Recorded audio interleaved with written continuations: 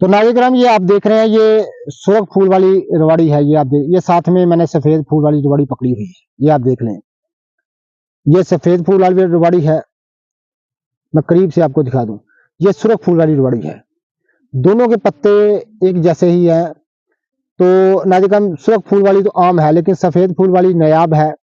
तो काफी अरसे बाद मैंने देखी है। एक सन्यासी साहब ने मुझे बताया था कि इस बूटी से इसको कूट कर इसके नुगदे में तांबे को रखकर अगर 20-25 शेर उपलों की आँच दी जाए तो तांबा बरंग सफेद हो जाता है।